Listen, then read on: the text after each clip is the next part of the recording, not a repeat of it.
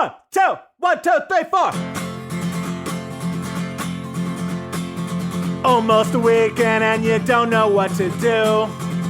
Or you just need something fun to listen to. Southside Pod! Yes, we're on the air. Pod. And the gang's all here, all things on the South Side. We're listening to the Southside Pod.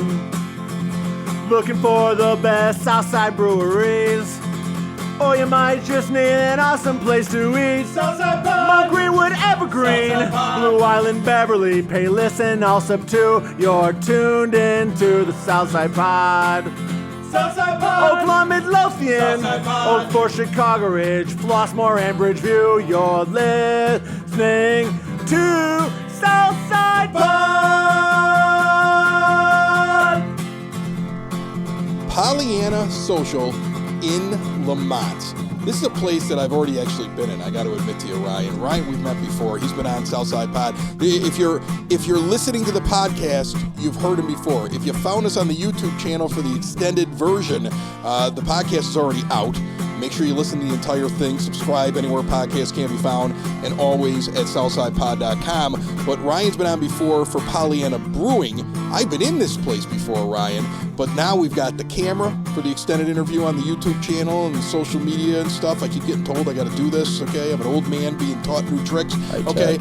And I'm here to drink bourbon, which is something I think a lot of listeners know that I love and I enjoy. And I have Nick here, who is the manager. How are you, Nick? Doing good. Thanks for doing it. Listen, I'm going to admit something. I don't know if you've listened to a recent episode of Southside Pod. I was just on the Kentucky Bourbon Trail, and I was haunted. I was haunted in Bardstown by a ghost in the inn that we were staying in the old Talbot Inn. We had a ghost hunter on the show and everything, and he confirmed that a ghost had an encounter with me. So there's no ghost around here, are there? There might be. Well, actually, now that you mention it, our neighbor next door at Astor Garden is convinced that she's got a friend living in the basement, some sort of spirit. So. Really? We got a ghost story? You see, you have to have a ghost story. You need a story when you're doing distilling, don't you? Well, for sure. And this building is almost 170 years old, so we did modernize it in a way, but I'm sure there's some bodies literally buried underneath somewhere. Our basements connect. And it's a pretty creepy area down there. But yeah, apparently her building was an old brothel. I'm not sure what this is. I'm sure there's been some nefarious activities in this building too. So I love it. I love this. You see, that's the thing, and isn't that like the key? Like you guys now, you've been brewing for years at Pollyanna. Okay, great beer, multiple locations. Lemont is probably the closest thing to most listeners of Southside Pod. But you've been brewing for years. You got this brewery here. It's a centerpiece in Lemont. And then you decide you're going to go into distilling. And I remember we did something over the summer where I came over and you were just starting to taste the first barrels of bourbon, and you guys were all excited. You were building this place up, and now you've launched. It's been around for a couple of months. But when you're distilling, when you're making spirits, you need a story, don't you? This is a story. You got a possible brothel and bodies buried underneath the place. It's all about storytelling, right? I mean, the liquid always matters, but the story behind it always counts. So yeah, I think it was your show, Chris, that last summer that we actually announced the opening, or at least the plans for this location. So it's great to be back on chatting about it. I appreciate it. First off, let's talk about what we're having here. I'm going to ask Nick about this one, if you don't mind, because he poured it for me and he told me all about it. So you have 3 different types of bourbon right now. As a bourbon drinker, and I think anybody out there that's a big bourbon drinker, they understand that when a distillery gets started, they generally have to do a little bit of a blend with what they're doing and with somebody else, because there has to be a certain amount of years that a bourbon has to be in terms of age for it to be considered to be a bourbon. And don't worry, I was just in Bardstown, down in Kentucky at Bardstown Distilling, and they're a massive distillery, and they had to do blends for the first couple of years. You could still actually buy them on the shelf. So this is a normal thing. So tell me a little bit about this bourbon. You have 3 of them. This is I would say the base one, 90 proof, like a bourbon should be. Yeah, so the bourbon game is obviously a long game. You can't just open up and have 2 and 4 year age bourbon right away. So yeah, our bourbon from mash to barrel is now resting in our Lockport warehouse. So in order to have some aged bourbon, we sourced some barrels, and our distiller blended them to a 90 proof, 110 proof, and then sourced some high rye barrels, and we had a high rye bourbon That's 100 proof. It's technically not a rye because in the mash it's not 51% rye. It's 38%, I believe. So it's just almost a rye, but just has some characteristics, but it's technically still a bourbon. So yeah. Well, it's tasty and it's smooth, and I think that's what I like about a bourbon. I think that my thing when I'm going to sit down and have one, and it's funny, I have people that knew me back when I was craft beer. Craft beer was first, right? Well, actually, first was Red Dogs that I was sneaking behind the garage, right? I mean, like, that was the first thing I was doing. Okay, and then eventually I was able to buy my beer and had a real ID. But down the line, I got into craft beer back when I was out doing radio in California. We've talked about that before. I was big in West Coast IPAs. You guys make great ones over at Pollyanna. And then I got into bourbons, I want to say, maybe about 4 or 5 years ago, and I go on the bourbon trail now and I get into it. And it's all about, to me, that it's got to be smooth. And back before I started drinking bourbon, everything tasted like fire. But once you get used to it, you could tell the difference. So give me a little bit of background on what the approach was in terms of developing, how you were going to put the bourbon together, how much corn you're going to be using, the formula you're going to be using, how much trial and error, because that's got to be scary when you're getting into distilling for the first time. You're asking for our deep, dark secrets right now, Chris. So, no. Tell me the process and where the money is. Well, yeah, and that I can speak to for sure. But, really, I mean, we had, a couple guys, the partners, not myself, but the others, had some ideas and concepts. They were whiskey bourbon guys. They had mash bills and that they were looking to accomplish. And we really, so from mash to barrel, we're almost 2 years into the program. We have a few hundred barrels resting right now.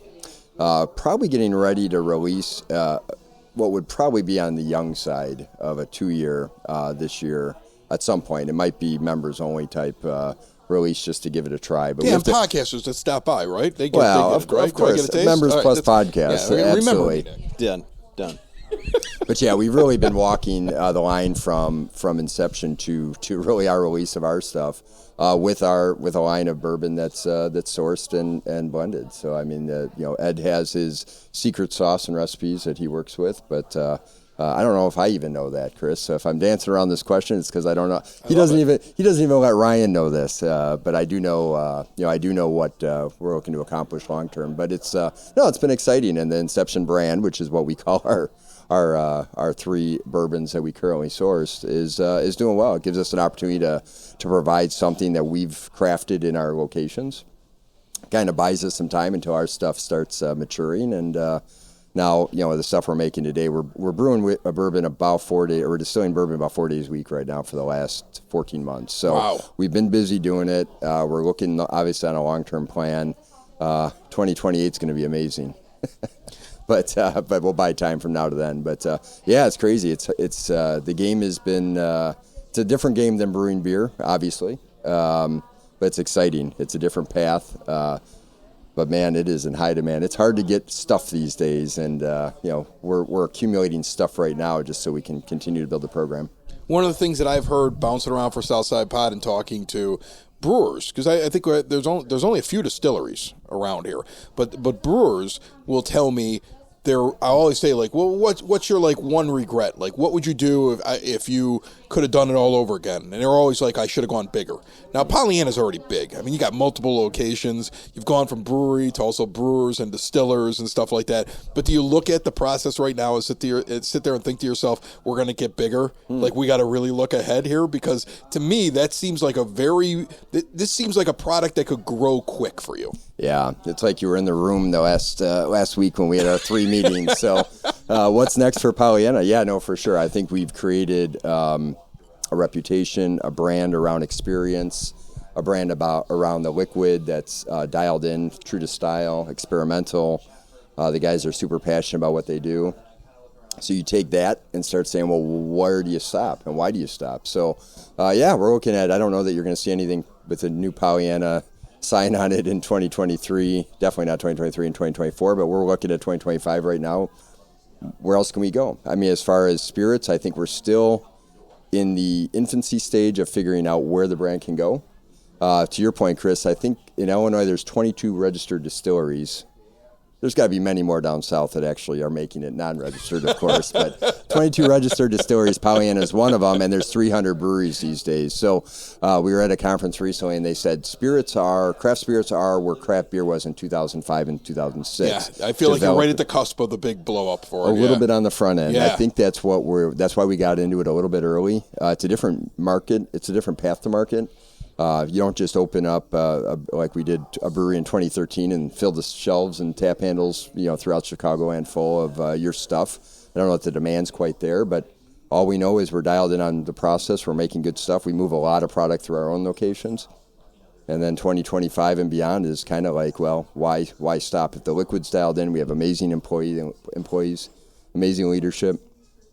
Why stop? So yeah, kind of the nature of our discussions these days. What's next for us? That's awesome. All right, before I ask Ryan, like the reason why they went with Pollyanna Social, the concept behind it and things like that, I want to ask you, what is it like when people come walking in here right now? Because this is a kind of a different thing. You're managing this place. You've got people that are coming in, and when they come walking in, I mean, you got a couple of taps because you got Pollyanna beer on there, but you got the brewery right down the block, right? So if they're coming in here, they're coming in for the experience of Pollyanna Social. So when somebody walks in here in Lemont, first give me the address before you start telling me, so they know how to get here. What are they going to expect when they come walking in? What's the experience like? Sure. The address is 326 Main Street, right in the corner of all the action. It's a great building, wide open. You can see everything, and you can see in. So there's no hiding here. It's windows for everything. It's good people watching. I've noticed when people are walking down the street, because I've been here before with my wife since she opened, it's good people watching. You can see people coming up and down the block. You're sitting in the window. You're sitting at the bar. You can see what's going on around here. There's some little coves I know over my shoulder here. You got another room that's in the back.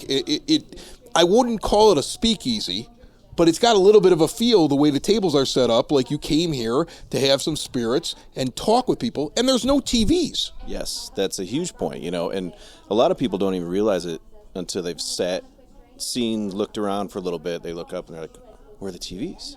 It's kind of it's by design, to get people to kind of be in the moment, experience the cocktail, experience the space, and I think that's the goal, is just when people come in, make sure they're comfortable. It's an inviting space.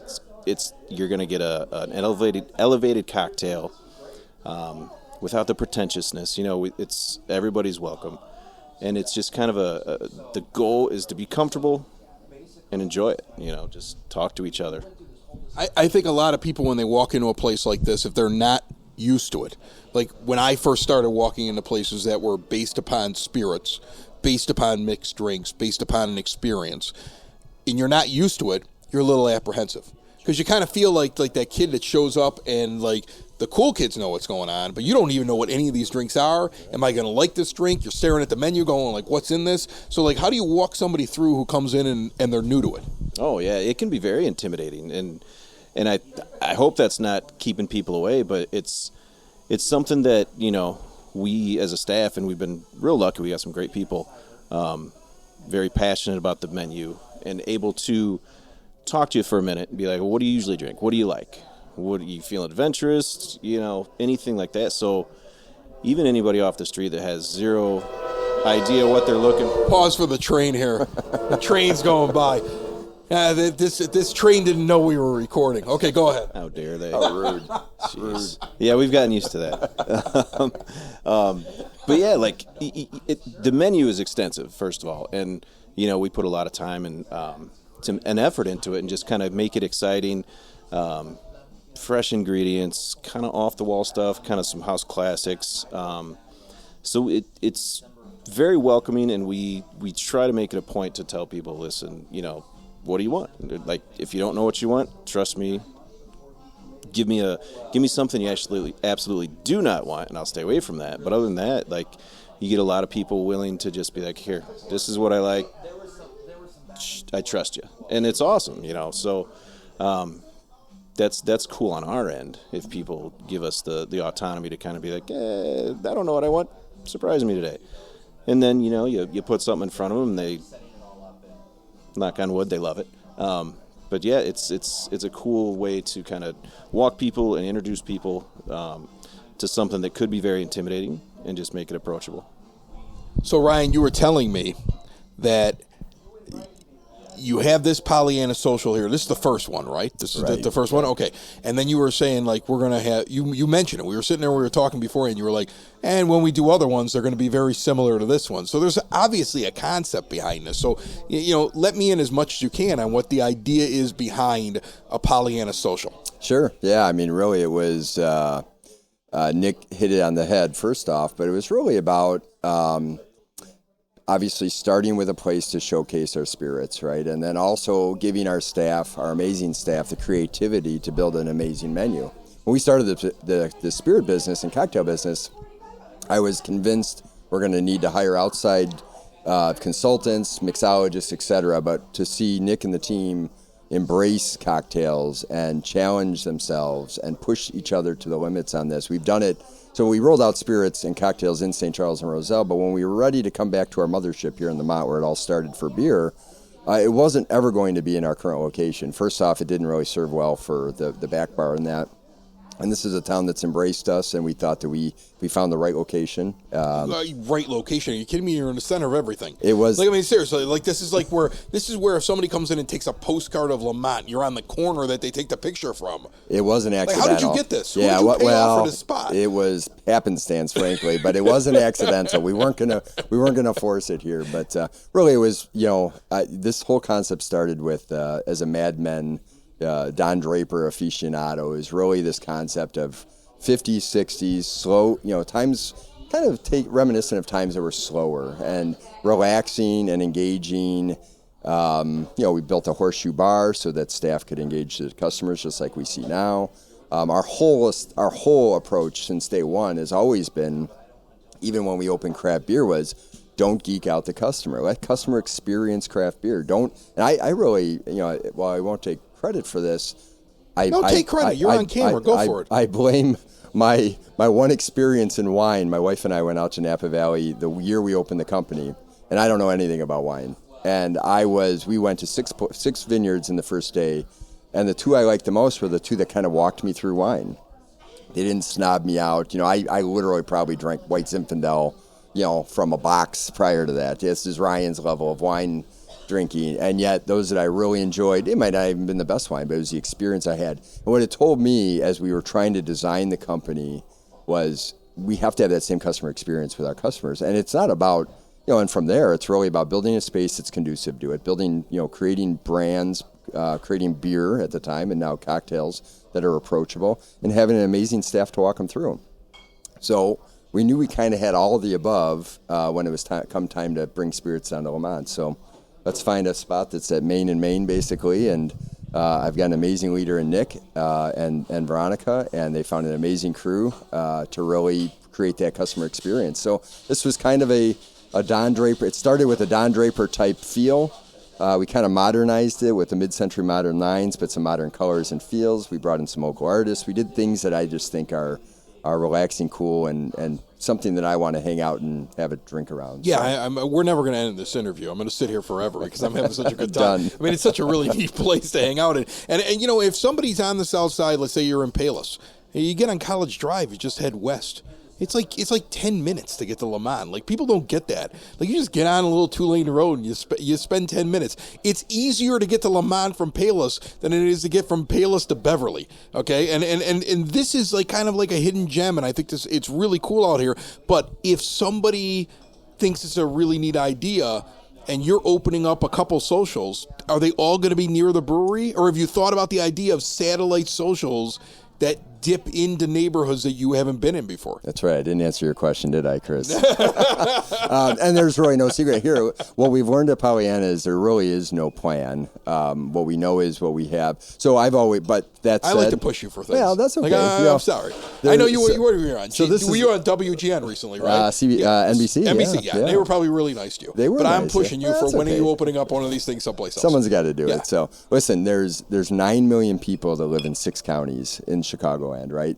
There's an untapped market. We haven't really picked the pinpoints where these exist, but I think you put this in neighborhoods and communities that whether they have it or not, that just makes sense in the right location. I think people are looking for this. I think something like this travels well, and really from there, I know I can make the liquid. We can find the space. We have an amazing staff. Like, I better get to work. My job's ahead of me because they're counting on me to keep things moving forward. But yes, we don't have pinpoints, but I'd say, let me say this. So I have made the comment that by in 10 years, if there's 4 to 6 Pollyanna Socials, that may not be that far off. Let's call that a Ryan goal. There we go. I like it. There may only be one, too. Like There's nothing that says that's where we're going to start or stop. But I'm going to tell you, Nick, if the podcasting game doesn't work out, I'm coming to work for this guy. Because every time I come and see him, he's opening up 2 more locations. And I'm always like, he's like the guy who opened up McDonald's. I just watched what was that guy's name? Anybody remember his name? Ray whatever. Kroc, Ray Kroc. He's the Ray Kroc of distilling and bourbon over here and brewing. So before we get out of here, before we're done, I'm going to ask you, because you were back there making the drinks when I walked in. You're managing the place, but you're like, this is your baby. What drink, first of all, do most people get when they walk in here? I would say, well, there's a couple. So I'd say probably top 2 or 3. Can I guess the first one? Sure. Old fashions are huge, right? Bingo. Yeah. And it's an old fashioned is an old fashioned, like, it's a worldly popular drink and it's delicious. The way you make it, the way you talk to them about it, you connect with the customer, and then, and that's what it's all about, really. The other, we do a couple of different infusions. We take our vodka and infuse it with hibiscus and cucumber, and then we make a drink called the Dazed and Infused. So it's got that infused vodka, a little bit of lemon juice, a little bit of homemade honey simple syrup. Shake that up, top it with some Prosecco. Beautiful color, delicious drink. That's probably our second most, if not most popular drink. All right, so let me ask you, which one would you tell somebody to try? Because there's got to be something as somebody that's behind the bar, that's in charge of the place, who's managing the place, who's tried all these drinks, where you sit there and say, why are you ordering the same old thing? Try this. What is it? It probably would be the District 10. It's our bourbon, 90 proof bourbon. We make an orgeat almond-based syrup. Is that what it is? Is that it right there? Here, hold that up to the camera. Put that in front of the camera. There, look at that. Look at the color on that.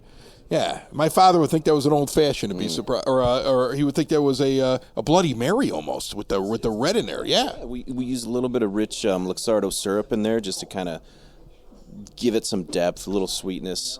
Our bourbon, a little. We top it with a Navy strength rum from Star Union, which is in Peru, Illinois. So that's another aspect that I really like, is that we any of the other spirits that we don't make or that we bring in, we try and keep it Midwest regional craft distilleries, about our size. Keep it local-ish as best we can. What styles do you bring in right now? Real quick, like what different spirits do you do? You do bourbon and what? That we bring in. What Pollyanna's making? Are you just making bourbon, or are you making more than bourbon? All clear spirits for sure. All clear spirits. Yep. So what does Pollyanna bring in here? Shoot, we make our own vodka, and really nice gin. It's more of a citrus forward gin, not so evergreeny. A really nice rum. We've got, all this stuff up here. Everything behind you. Gin's the next thing, isn't it? You know that. You're a planner. Gin's the next thing. It is the next thing. It's bourbon, thing. and then gin's right behind it. Yes, sir. The gin crowd is coming right after the bourbon crowd, which I think is weird, because when I used to drink gin all the time 10, 15 years ago, my wife would complain that I tasted like pine trees. So, I mean, I was like one of the only people drinking gin, and I think it's right behind bourbon, huh? No doubt about it. Yeah. There's some innovative stuff happening, too. American gin, which we make, is a citrus-based. It's got your juniper, it's got some of your piney and dry characteristics, but it's got a ton of citrus in it. So the American gin game is a whole nother avenue to gin that your traditional dry London dry gin drinker it's a surprise for them. We're also doing barrel aged gins, which is, I think we have some behind us as well. So wow, some really innovative stuff doing, and it's great on the artisanal side. It gives the distiller, that gin basket is full of anything they feel like making that day. So, I mean, we've got 6 or 8 or 10 different herbs and citrus peels, and there could be gym socks in there. I have no idea. So I love that. Maybe some gummy bears. I have no idea. No, we don't make gummy bear gym sock gin, but we could, and that would be the artisanal part of gin making. Wow, that's incredible. Well, I'm going to tell you something. I learned a ton. I had a good time sitting here talking with you guys. I feel like there's like so much more we could talk about. Like we could get into the fact that I think Lemont is becoming like a mixed drink spirits capital here on the South Side. We've been here like in the last couple of months to a couple different places, and everybody's doing something really interesting. Do you feel that way? Is that something you're seeing? Yeah, definitely. I mean, even, just up the way, there's Barrel and Vine. They've got a really nice program going. There's another martini bar real close, 111. And it's the goal to, like, fit in and offer something different. It's obviously it's competition, of course, but, like, we're not trying to steal people away. We're just trying to crush everybody. Crush everyone. Total down. The rising tide rises all ships. I love that. Oh, my goodness, that's the best. All right, once again, the address. 326 Main, Lemont. All right. It's right in the middle of Lemont. Like, as you come down, you can't miss this. It's like in the center of town, and I really want to thank Ryan and Nick for having me over here and giving me this delicious bourbon. And, I'm supposed to go somewhere afterward, but I might just stay here. Is that cool with you guys? Done. At the bar. I'll be at the bar. Thank you so much. Cheers. Cheers, guys. It's the Southside! It's the Southside! It's Southside Pod! Thanks for listening! Thanks for tuning in to the Southside Pod! Y'all come back now, you hear?